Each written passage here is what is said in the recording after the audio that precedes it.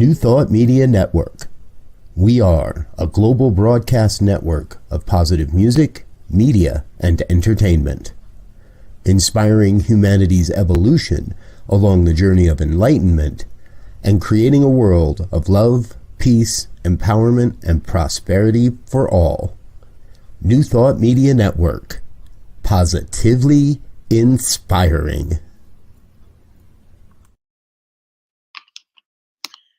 Hi there. Good afternoon. Good morning. Whatever time you're watching this, I hope this is the best moment of the day for you.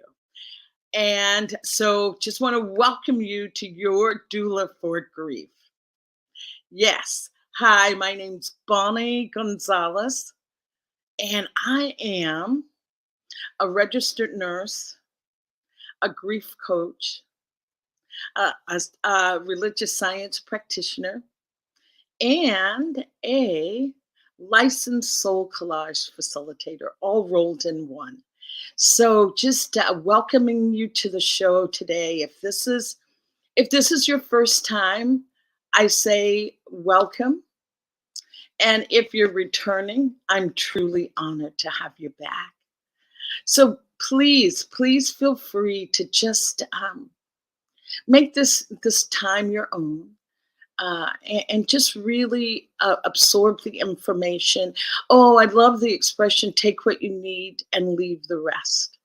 So what I am doing every time that I have the opportunity or are gifted with the time to present this program, my heart's desire is that we just move the needle on discussing grief.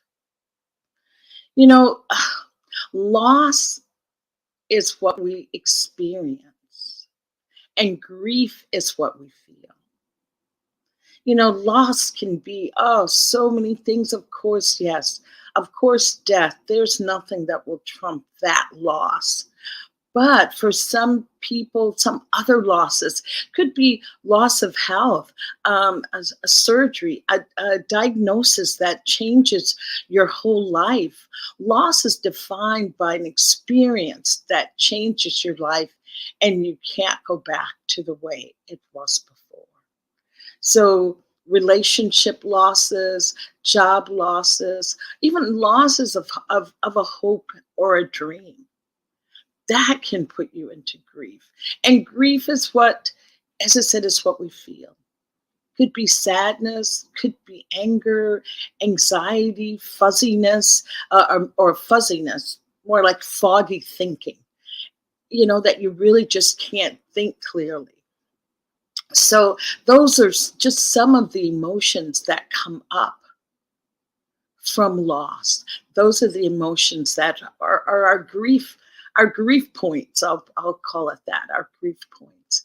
And so just want to be able to start talking about grief freely, knowing that grief is a part of the human experience. It's a vital part of our human experience.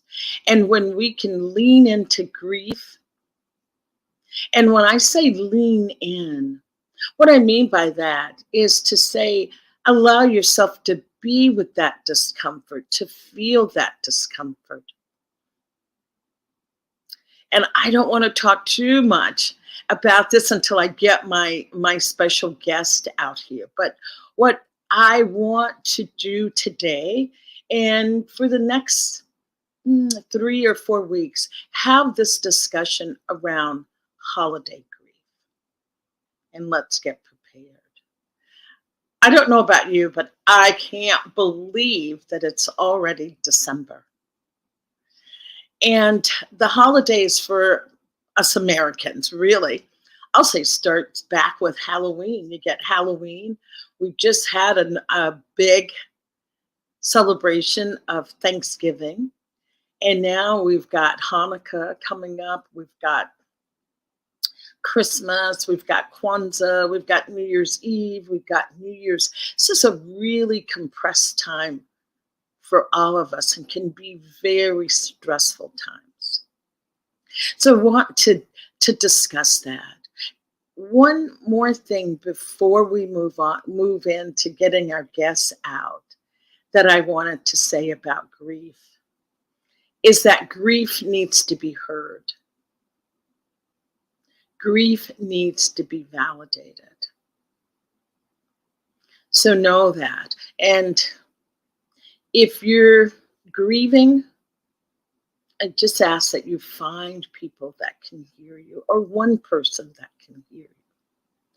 And if you're not grieving yourself, if you know someone who has experienced a loss, be that listening partner for them.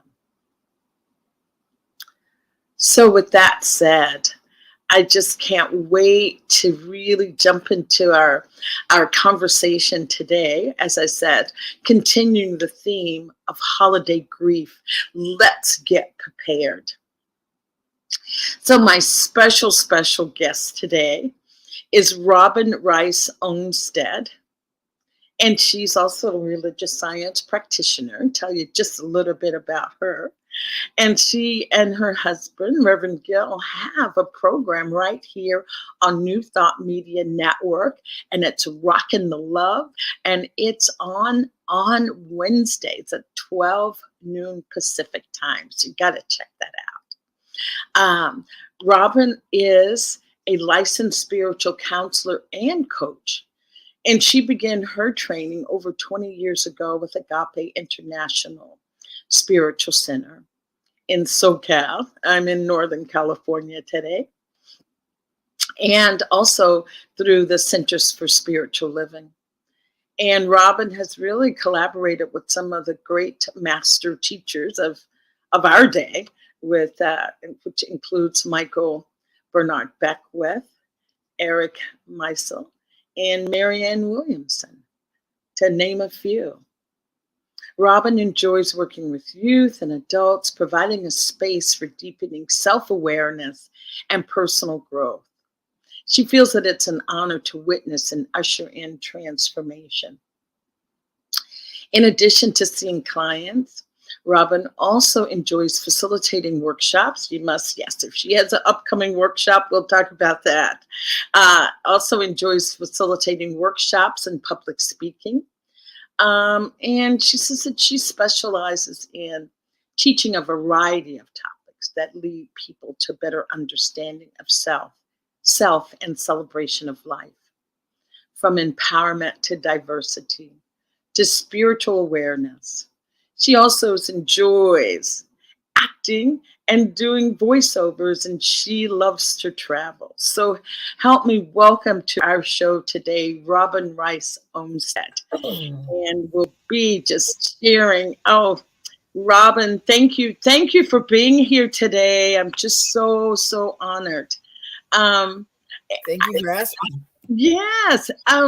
Wow, Robyn, this holiday grief, or the holiday, is a big deal for all of us. And just want to ask you, how do you hold this special time? It's an interesting question, because I think it shifts throughout the years. There's different levels. Like I was listening to you talk about it, and I was thinking, there's something interesting. I know we all have our favorite seasons, but there's something interesting about like going into the season, because I think that there is more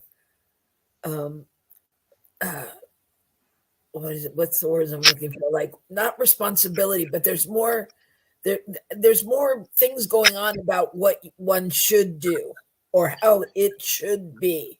And there's so many holidays packed together that you're supposed to celebrate and do certain things with and be with family, that it's different than, like, if you like spring or you like summer. Right.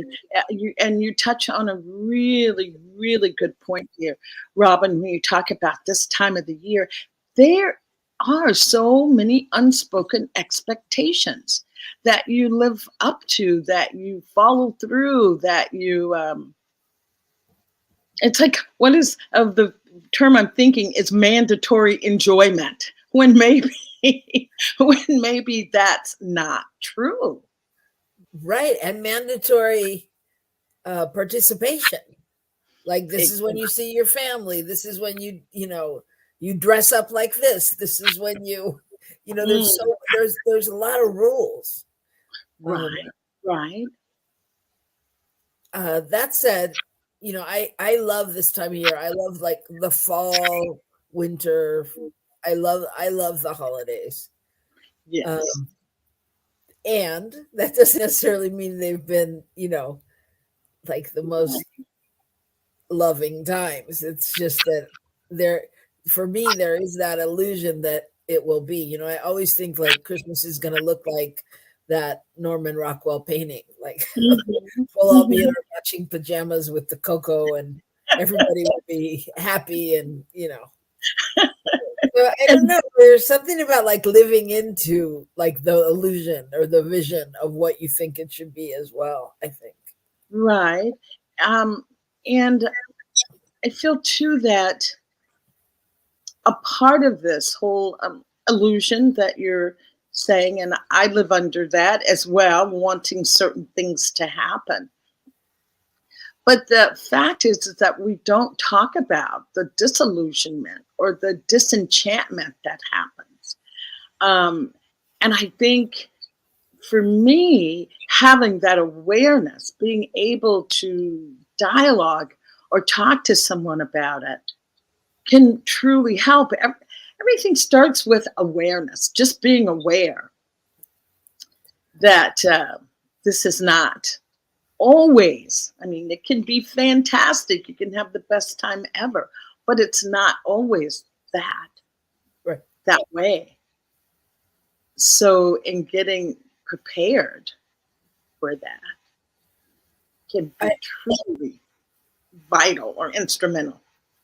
Yes, I agree totally with what you're saying. And I just want to add to that it's also vital, because I think each time we talk it through, we get more awareness or understanding of what we want or what we need or what we expected or what we didn't get or what we've lost, whatever the whatever it is. But it allows it also to lose its power a little bit. I'll share this for I was a single parent with 4 kids, and it was just Christmas was always a big time, but I found myself being so stressed around Christmas. I really couldn't even enjoy it. I almost found myself being angry that Christmas was coming. And I started to look at why. And for me, it was a financial situation. Just because it was Christmas, I did not get an extra paycheck or a bonus or anything that came in. And so I thought, well, wow, okay, what else can I do? So here's what I did. I made a pact with my kids. I said, it's Christmas, but mommy doesn't get extra money because it's Christmas. So why don't we do this? Whenever you want something, I'll go buy it. And they, like a bicycle in June? It's like, yeah, a bicycle in June. Roller skates in September? It's like, yes, whenever you want something, I'll buy it. It's easier to buy one thing here versus, 12 things at once.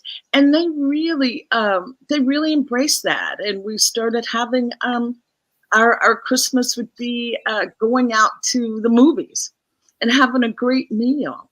And so that really helped me just de-stress, or I didn't have that angst that would happen with Christmas. But I think what you're saying is key. I think because you're recreating tradition. Yes. You're not ignoring the void. You're filling it in with something else, and you're making it your own. And that I think that's the key, is acknowledging and not just letting it go by. Yes. I know sometimes I find myself in a place of going, it's the holidays again, and it's like, I don't want to feel that way, because really what I feel is like, yay, it's the holidays. And even though I may not be able to be in the kitchen baking cookies for all my friends and having that time, it's like if I can go do exactly what you said and go, well, what can I do? What if I invited my friends over all for one day and we all made cookies or whatever? Yes. And making that, I love making a new tradition, or this, Robyn, trying something new to see if it works. If it doesn't work, okay, you don't ever have to do it again. Right. But to try something new. Yeah. And I mean, geez, Bonnie, that was incredibly brave of you to tell 4 kids whenever you want something, we'll just go buy it. Yeah. Clearly, you don't live in my house. We would be really broke. I mean, that's amazing. And I mean, but that's good because they learned, it sounds like they learned to decipher what they really wanted or what they wanted to ask for. Well, Robyn, here's how I say that now. It's like it worked then. I'm not sure if they're not spending lots of money on psychotherapy somewhere because they didn't have Christmas. So, but I've never heard from them that was a big that was a big loss. And then we also embraced Kwanzaa, which gave each night meaning. So we did have that part to celebrate. So I say, thank you, Kwanzaa, for coming about just when I needed it. So, yes. And I think at the end of the day, what you're saying is that you embraced each other and you embraced the love. And that's really the key, right? I mean, it's not, am I going to get a present under the tree? I mean, it may be, that may be a piece of it. But it's really about that feeling of being loved and having family and people around that you know, and it's kind of, I don't know, it's kind of what you go to when you're giving advice about, you know, find someone that can support you, find that friend, find that way, find that thing. Right. And I was going to also mention, Robyn, I don't know if, and so many people have this, that they're in their family gatherings. There's so much family dynamic, you know, what's the word that I want to use? It's not always harmonious. Right. And lots of times that can put people in an emotional state of, you know, agitation, irritation. I don't want to go and be with Uncle Bobby because he always says the wrong things, or Aunt Sally drinks too much.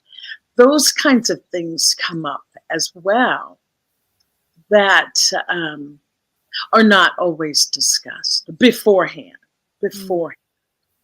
Any experiences with that, Robyn? Not everybody has that, but I'm just wondering.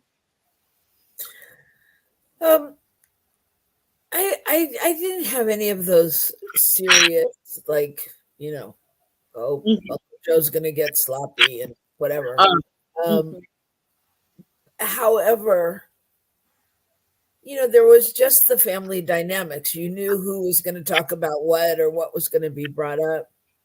And I was thinking, as you were saying that, I was just likening it to life itself and not only the holiday seasons. And I don't know, my big thing right now is, you know, really just amping up the positive and releasing the negative. You know, I'm thinking about Michelle Obama when they go low, we go high. You know, and I'm thinking, like, you know, how much of that situation could we really change if we didn't preamble our conversation to be, oh, this is going to happen. This is going to happen too. Here we go again. You know, it's like, how can we go into it and love Uncle Joe, or you know, and move past Uncle Joe, or give Uncle Joe club soda, whatever we need to do, you know, to really shift the situation. Yeah. What I've been doing lately, and I know this is not a psychotherapy session, but I've been asking myself lately, why am I so judgmental around those things? Why am I so judgmental of someone else's behavior? Why? It's allowing me to say, ooh, it's always an inside job. It's always an inside job when things really start to cause you angst around the happening of it. It's like, why am I so judgmental around that person or that situation? Another thing too, Robyn, I feel that can help us navigate the holidays is something radical self-care. How does that fit into your schedule? Do you schedule in that kind of self-care? Yeah. That's a major question. Mm-hmm. It is a major question. Are you asking me personally? Well, we can just get personal, or we can be general. I love it when we speak from our personal experiences, because that is our truth. That is our truth. Well, I was just going to say, I think that radical self-care is something that it really, I'm going to go out here on a limb, but I think it really takes courage to step into that. I think that it's, it's not just like, I don't, anyway, for me, it can't just be anymore like, oh, I got a massage, because I'll get a massage and then go back to doing my work. Exactly. Or going back to being tense again. Yeah. And so it's just like, okay, check, but it doesn't really, continue the pattern. So it's like, how do I break the pattern? How do I break the pattern? How do I make it, how do I change it? And I was thinking when you were talking about this holiday season for me, because my husband and I are living apart right now just because of his job. And so I'll be going there for Christmas, and I'll be there for 3 weeks or so. And the rest of our family is coming there. And we just had Thanksgiving with the rest of our family. He came here, and we had with our sister and our godkids, whom I love and adore. And when we're all together, I don't really have time with my husband, because we fall into this normal pattern from when we all live together, and life is just normal. And so I was thinking, well, how do I go and spend 3-4 weeks with everybody and not get to see my husband? So how do I break that cycle? How do I make sure, I have time and that my needs are met and all of those things? I hear what you're saying, Robyn, because I'm in the same situation. My husband's down in Mexico, and I'm here in California. Yeah. And he's going to come up for Christmas. All I really want to do is maybe we could just go to Vegas, just get away from the whole thing. But that's not going to happen. Right. So what I realized, just talking about making a plan and being ready on that emotional level is to, okay, well, I really want to go to Vegas. Well, can we have a couple of days that we do go somewhere away from everyone else? And yes, we love all our friends and family here, but I know what you're saying about that time together. Even if it's just, you're not even talking, they're reading or watching television, or just energy, being in each other's essence. That's how I hold it. Just being together. Yeah. And what I was going to say is that I could easily slide into resentment. Easily say, oh, I resent this whole. Yeah, it's like, no, I'm going to embrace it. Back to talking about self-care, it ties into this. Self-care, you were talking about a massage. Also adding onto self-care is not having so much on our plates that it's so exhausting.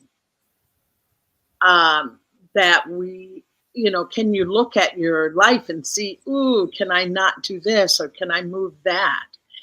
What other self-care practices would you embrace, or that you can think of that you do now?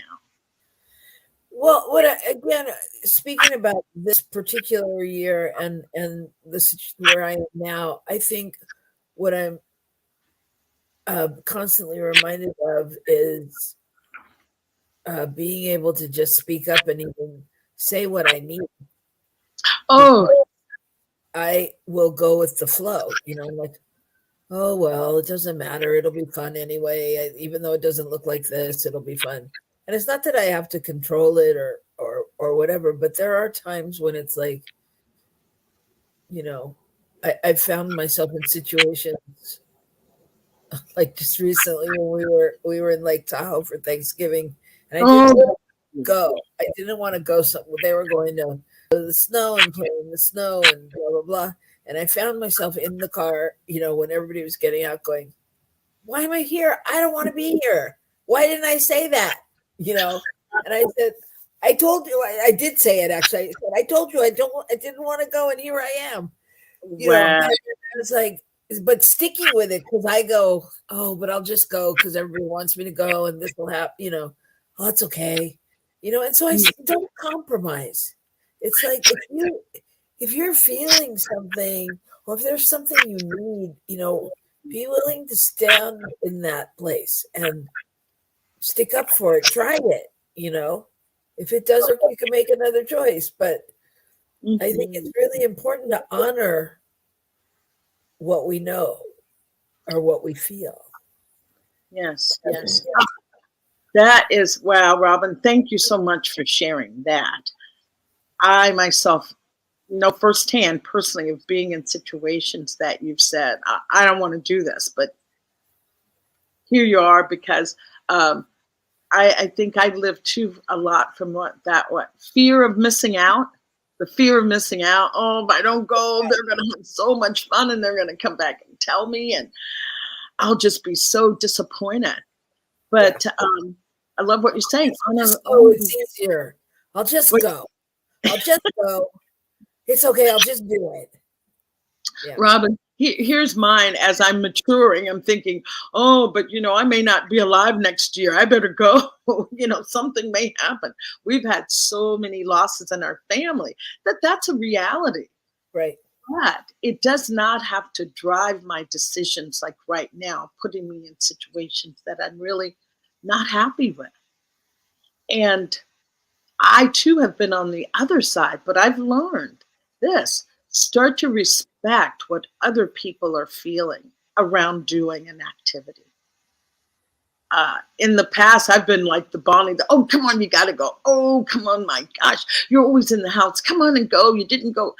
And the person comes and they're miserable. They just kind of like rain this whole negativity over the whole event. That at one event, someone asked me, why did you even bother to bring her? It's like, because I thought she needed it. So that's just saying, honor yourself, also honor the other person.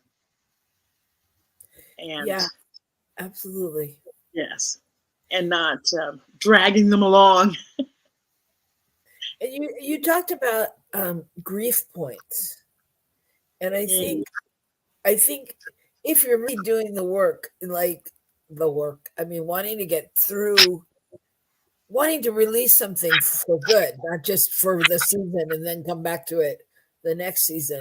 I love what you were saying about grief points. And like, I think, if we can sit with a grief point, or if we find the grief point, really being able to figure out, some kind of release or healing or forgiveness around it, or letting go of the expectation, whatever that is. But I like that, because I think all of it has a grief point, like you said, I'm going to miss out on this, whatever that fear is. It's like, whatever that thing is. Yeah. And I feel this is really wonderful, Robyn. This conversation is wonderful because how many people can you have this conversation with? Who can you really talk to? Or not only that, is there a space that's made for this type of conversation at this particular time of the year? And I'm just loving it. I'm just loving it because I think by us having this conversation, it encourages others to also have that conversation. And I did want to touch on some other points of moving through the holiday, moving through some activities and events. Is there anything coming up that you're either looking forward to or not looking forward to? Yeah, we can go with both. Well, it's the same event, really. It's just the whole season. I mean, I'm looking forward to the holidays, to Christmas, to that time of the year. And the one reason I know it's going to be different is because I'm not going to be in my house. I'm not going to be here. I'm going to be in another place, which means automatically by default, I have to let go of being able to multitask and do many things at one time, because it's not my house. It's not my, usually I can go to my pile of things to do or my, go-to list or, something here. But it's like on some level, I'm going to have to be open to what's happening because it's a whole new place. And, like Gil is a master, as Bonnie has said, he'll be speaking on Christmas, and, it's a whole new set of family in terms of a church congregation and things like that. So there's a part of me that's, excited about that, in that I don't feel like I have as much responsibility. Oh, yeah, there is that. Yes. And on the other hand, I have more responsibility because I show up and I'm the wife and I'm the new person, and I know people are looking at, the minister's wife and this, you know what I mean? But there's that. But, I don't have to sign up to do the candle lighting and the this and the that and the things that happen here, or, so I'm looking forward to the holidays. And after this conversation, I'm also thinking, like, I'm really thinking about, so what do I need? What do I need during this time? How can I, let go? Because I think, as I told you a little bit about before, I do have, it comes to this time and there's a part of me that goes, okay, it's Christmas, which is I'm prepared to be disappointed, whatever, because it's never what I want it to be, and which isn't even really true, but it's true in that, I don't want people on Christmas Eve to be going, okay, I just got to run out and buy one more thing. Oh, yes. Well, we've moved beyond that. But I mean, getting caught up in that thing. And I really, my love language is presents and gifts and that kind of thing. I love it, whether you make them, whether you buy them, I don't care. I just like I just like giving. I like giving them. It's not that I necessarily have to receive them. I just like it. And so sometimes it just feels out of whack. So I'm looking forward to really asking the question, what do I need and how can I make that work, and not walk away from the season wishing it, had happened a different way, or thanking God that it's, 350 days away again. Right, Robyn. I was going to say, back to, not being in your own environment at Christmas is for me, a little unusual because I can't really do whatever it is I want to do, I feel like. I mean, if I was in Mexico and I could just, lay out on the sofa if that's all I wanted to do, or walk outside and sit at the park if that's what I wanted to do. But here, being with family, there's a different expectation. Right. So my point of self-care that I've decided this next month is only doing things that really excite me. Only doing things that really excite me. And that has given me a sense of relief, a sense of space around activities. We're here in the Bay Area, both Robyn and I've seen this advertisement on television it's called Enchantment. It's a lighted, a festival, a festival in San Jose of lights, and it looks beautiful. I've never wanted to do that in my entire life. It's like, oh my gosh, this is something new. That excites me. So I just offer that to people. Find something that excites you to be involved with for the holiday. Yeah. Oh, sorry. Oh, no. Please go, and then I'll bring my point back. I'll come back. Because I was going to say, to your point, and, when you said, you can't go out to the park, or you can't lay on the couch because you want to, there's a part of me that goes, is that the truth? Mm-hmm. What if you did? What if you, go, I'm going to the park? Or what if you said, let's all go to the park? And it's kind of creating that new tradition. I mean, I think there's balance in all of it. What a person will know what is right for them to do or to try, but I mean, how fabulous to say, I'm gonna go see the lights. Let's go see the lights. Mm-hmm. And like you said, you begin to create new traditions and new possibilities. Yes. And this is in creating a new tradition. My mother's birthday was on Christmas Day. Wow. And my mom died 5 years ago. That every year has been a new creation. Every year has been creating something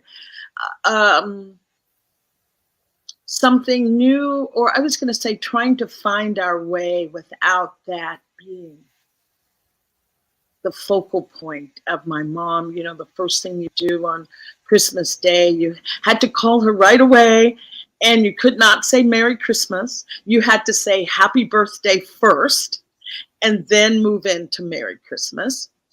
And you had to have 2 gifts, not 1, but 2. She felt so cheated and so robbed that she was born on Christmas Day. And, I can laugh now about it.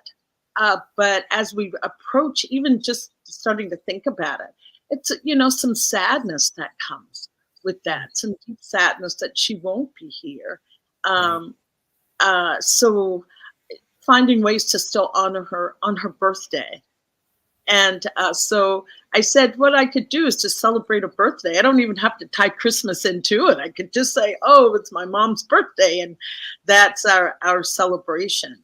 So, and I know there will be so many people out there that will be grieving and lonely for their loved one. So, do you have any family members that you're remembering more at this time of the year? Or is that not a truth for you? No, I do. I miss my parents. Mm-hmm. And I have a sister that passed. Yeah, it is. I mean, it's always, there's a part of it that lives as a what was and what has been. And there's a part of it that lives in what would be, if everyone's here, if we were all together, and all of that, what it would look like. And yeah, I mean, there's definite sadness, and sadness for some families that we aren't we don't talk to. Not even those that are gone, but those that aren't, I know, that aren't physically around because they're not in the same, we're just not in sync right now. Or, Mm-hmm. I think, other family that, like our other kids that are grown and with their own kids and doing their own thing. And, there's a loss of all of that. I think it's, as brilliant a time as it is, it's like it seems to somehow bring up what's missing. Mm-hmm. Mm-hmm. Yes, and that's not a bad thing. That's not a bad thing at all. That can really be a insight into some other aspects of even yourself or that relationship, to really be allowed to give it some energy and really think it through. I have a couple people that I would love to have at Christmas dinner, but that's not going to happen. Right. And just loving them. I called it loving them, sending them light, love. It allows me to even evaluate the relationship.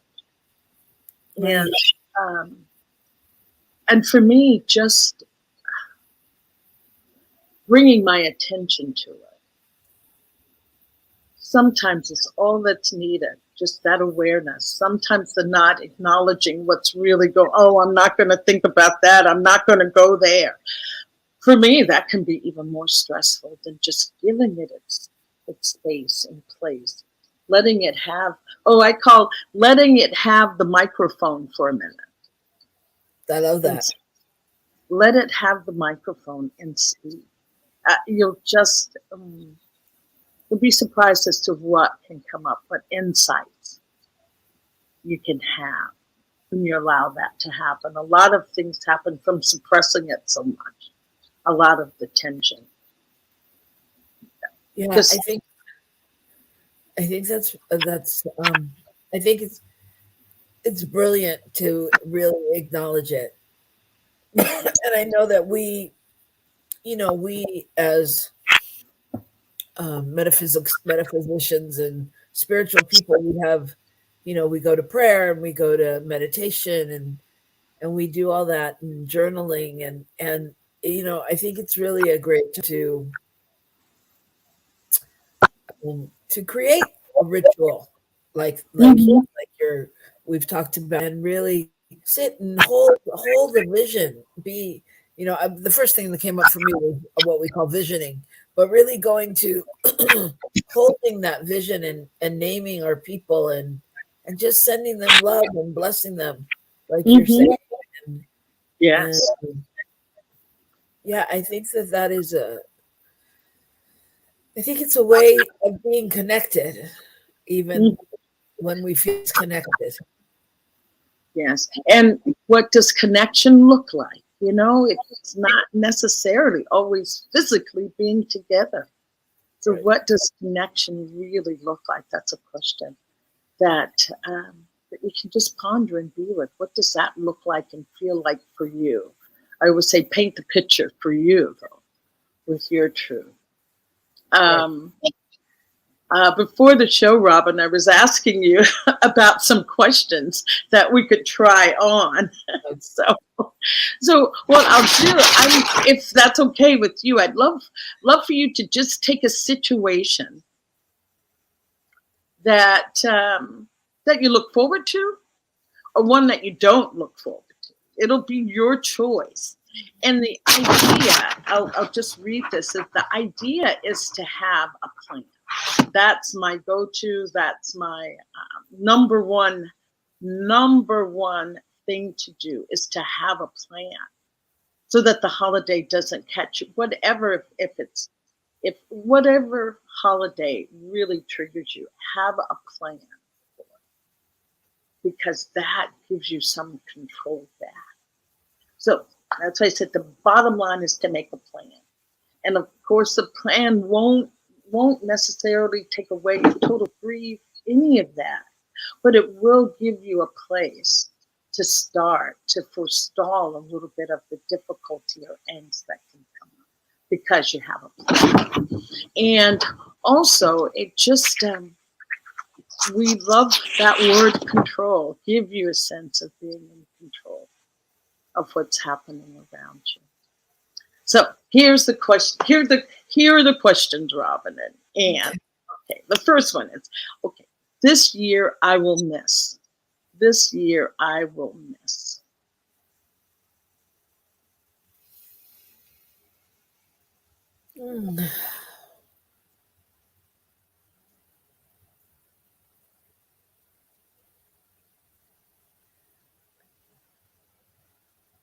Well, it's you know, I don't Thank know. you. I feel like this year, having this conversation, I really feel like this year I will miss nothing.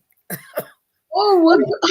I feel like it's a declaration because I've just gotten these tools, and I don't mean to, I'm not trying to poo-poo anyone's grief or anything, but I feel like even just this little bit of conversation makes me feel like I really can shift things if I need to. Mm-hmm.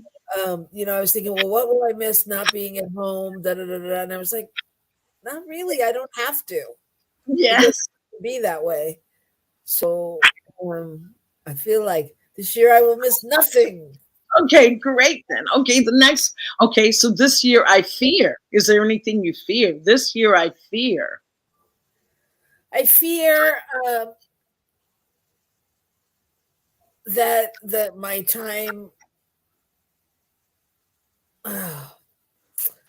Well, I was going to say that my time away won't be enough with my husband, and then that made me think of money, and then I went to my fear of like, oh, I won't be working here.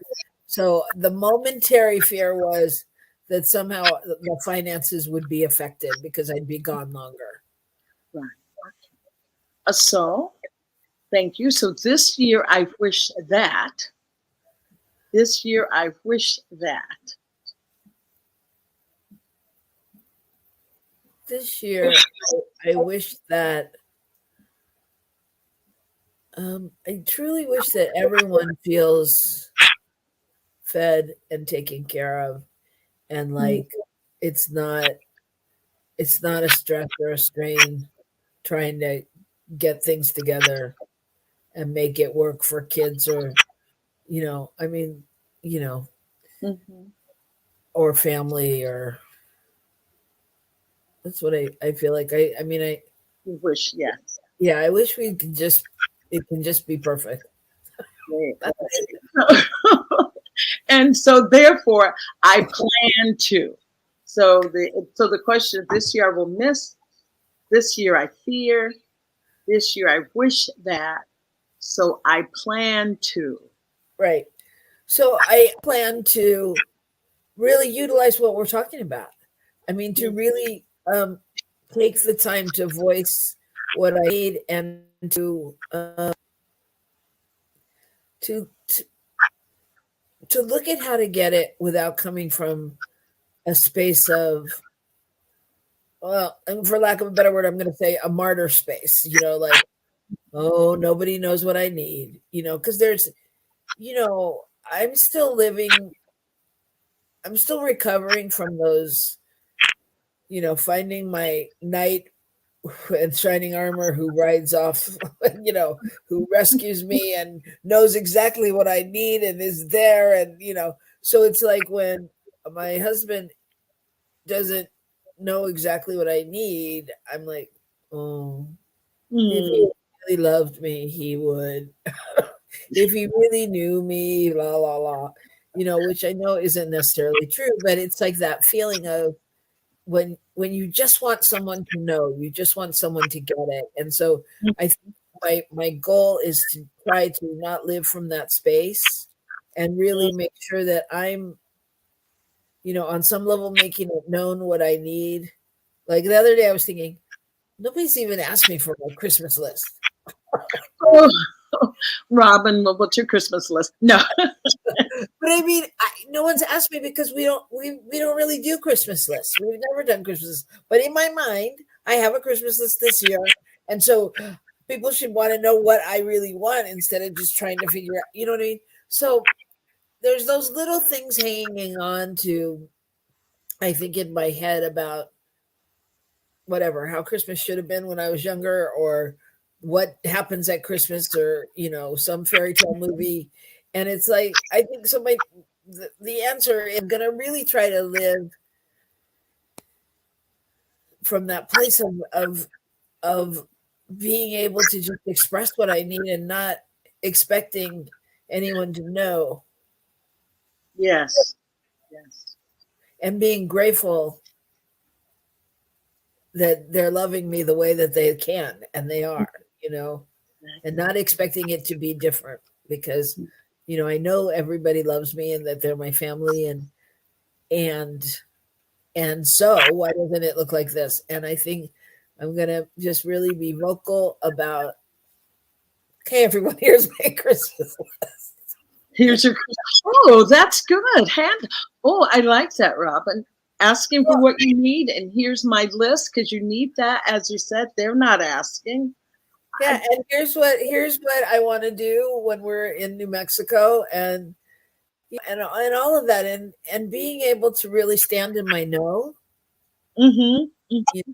I think is important, because when I start to travel down that road of doing what everybody else wants, then it's like, oh yeah, Christmas isn't about me, it's about them, and blah, blah, blah, Right. So standing in my power, everything that we've talked about today, I think, is something I'm going to take away into that conversation with myself, and with maybe even having a conversation with Gil beforehand, with my husband beforehand, and us having a conversation, because I know every year it starts out with, I say something about Christmas and he knows I'm disappointed already. And he's like, I don't know how to help. You're already disappointed. So it's like this expectation we've already had this season. It's not, he said it to me like a couple weeks ago, so it's like he's set up, he's wired for the disappointment, which, ensures, you know what I mean? It's a spiral. So disappointment, yeah. I'm going to break the pattern is what I would like to believe I'm going to do. Great. Oh, Robyn. Wow. You're just causing me to think, you know what? I'll do this exercise as well, so that you can hear, or people can hear how it flows from me and from you. So this year I will miss not giving a holiday party. I love having a holiday party. I just love to entertain. So this year I will miss that. This year I fear nothing. Real. When I think about it, I fear nothing. Or maybe I'll phrase it this way. This year I fear that I can't even say that. I'll say what I was going to say, but it's not true. This year, I fear that I will give myself away to please others, that I will do things that I have no desire to do because I want to make sure everybody's happy. But I'm glad I'm saying it, because it's allowing me to see the truth of that statement. And, this year, I wish that I could wake up and it was January 2nd. So I plan to only do those things that bring me joy. So, only things that bring me joy. And so I so appreciate you, Robyn, for being so vulnerable to answer those questions on the spot like this, and just gives me permission to speak my truth as well. Well, and when you say things that only bring you joy, does that mean if you want to lay on the couch, you're going to say, I'm going to lay on the couch? Yes, I was going to say, sitting in front of the fireplace, wiggling my toes, that brings me joy.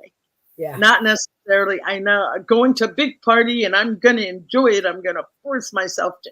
No, just whatever I'm doing, to find the joy in it, to find the joy. That's mine to do. And joy can be something very simple, like sitting here with a hot cup of cocoa. Right. So, playing that slot machine in Vegas. That's going to happen. That's going to be on my bucket list. That's just one of my favorite fun places to be. I was in Vegas once and I heard this gentleman say, "Oh, Vegas is just a big kid having fun." So that's what I feel like when I go to Vegas. I'm just a big kid having fun. I'm with you. Yeah, my Bonnie girl comes out and she just has fun. So, Robyn, I just thank you so much. Is there anything that you wanted to offer before we close? We're getting toward the end. Our time is ending. I do want to say that Robyn does have her program on Wednesday. She and her wonderful husband, Reverend Gill, 12 noon Pacific time. And it's called Rockin the LOVE. So they'll be sharing, I'm sure, relationship ideas around the holiday, asking for your loved ones, wish list or gift list. Yes. Is there anything in closing? I just want to offer some things as well. Okay. Really, the bottom line is, that is what our show is about, is relationship. And at the end of the day, all there really is love. And I just offer that here, that at the end of the day, what's coming up for me is a song that goes, so at the end of the day, can you love yourself enough to give yourself these gifts? And what's coming up is the song that goes, I love myself so much that I can love you so much, that you can love you so much, that you can start loving me. And so it's like, I love that. Can we hold it? Can we be it? And really, it's not out there. It won't work out there till we fix it here. So I really appreciate and thank you, Bonnie, for just having this time to talk through, the little things that are lodged in me that, it feels like we got a little crowbar spatula to get them up, and now I can at least meet them head to head and just do it a different way. So I'm really grateful and appreciative, and I'm going to be looking for those grief points. Oh, Robyn, this is just beautiful. Thank you for just echoing back what I feel, that it truly is an inside job. It starts inside. It's what we do, how we, even the thoughts that we hold, which in, Signs of Mine, it is about the mental equivalent of what we're holding up here. That's what gets projected out there. But I don't want to just have a cookie cutter answer for things, but just to say that self-care starts with really reflecting back inwards for your own care. What do you need? What do I want? How do I feel? Sometimes, maybe I'll keep this in the eye, that I was socialized in a way to think about what you want, Robyn, or what everybody else wants. I was not socialized in a way to say, wow, Bonnie, what do you want? Someone gave me a bookmark once that said, the very best thing you can do for the planet is to take the very best care of yourself. And that's what I want to offer going into preparing for the holiday season. Just take the very best care of yourself. Yes. Then it radiates out. That expression of giving from your overflow and not your deficit. So yes, the more you care for you, the more you have to give to others. Oh, Robyn Rice Olmstead, you are just magnificent. I thank you so much for being here today. This is really just what I had hoped for, just what I had hoped for, to shine that light inward a little bit more. So thank you again. I'm Bonnie Gonzalez, your doula for grief. I am a grief coach. Reach out this holiday season. Reach out if you find yourself in need, or even if not, just reach out. Be there for someone else and allow others to be there for you. So thank you. I'll see you next week, and we'll see you also on Rockin the LOVE on Wednesday. So enjoy. Thank you so much. Ooh, I love the little heart. Ciao, ciao. Thank you. Bye. See you next time. On behalf of everyone at New Thought Media Network, thank you for being a member of our virtual family. Your financial contributions help share the New Thought message with people from around the world. Please visit and contribute at www.ntmedia.org/donate. New Thought Media Network. Come be you. And please, like, share, and subscribe. Until next time, peace and blessings.